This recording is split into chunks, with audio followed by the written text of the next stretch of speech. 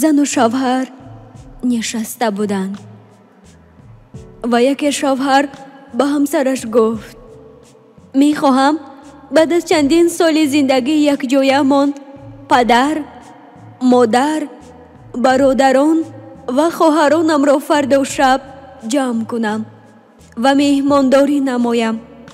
تو را زحمت میدهم عزیزم تا خوراک و خورش های لذیذ بهرشان آماده نمایی. زن کمی به فکر فرو رفت و گفت انشاءالله به خیر می شود. مرد گفت پس من می روم، به خانوادم اطلاع می دهم تا فردا خانه ما به مهمانی بیایند. روزی بعدی مرد به کارش رفت و بعد از برگشتن به منزل به همسرش گفت خانوادم حالا می رسند، غذای شام را آماده کرده ای یا نه؟ زن گفت نه، خسته بودم، حوصله نداشتم تا خوراک آماده کنم. آخر خانواده ای تو بیگانه نیستند که یک چیزی اندکی تیار میکنیم کفایه. مرد گفت خدا تو را ببخشد، چرا از دیروز به من نگفتی که نمیتوانم غذا آماده کنم؟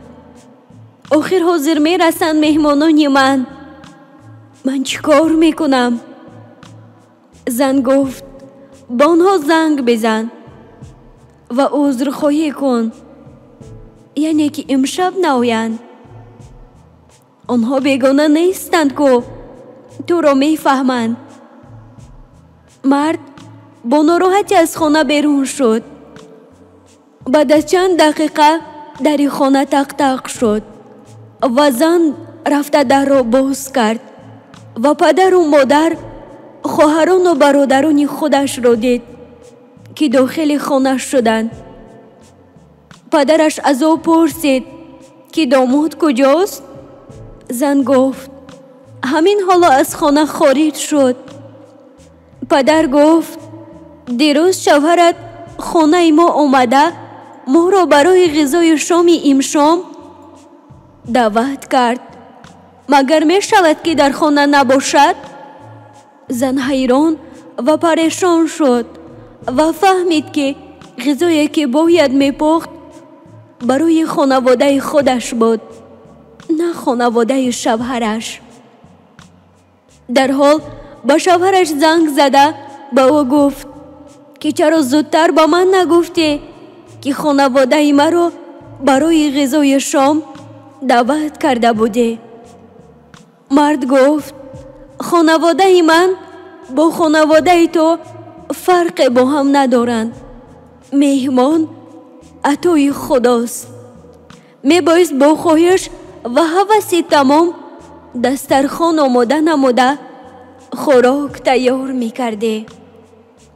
زن گفت خواهش می کنم، هیچ چیز در خانه نداریم، لطفاً زودتر بیا و همچنین خرید کرده بیا.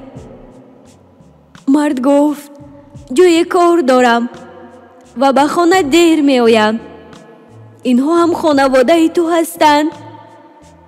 فرق نمی کند، یک چیزی اندکی تیار کن برایشان بده، همان طوری که می خواستی برای خانواده من بدهی.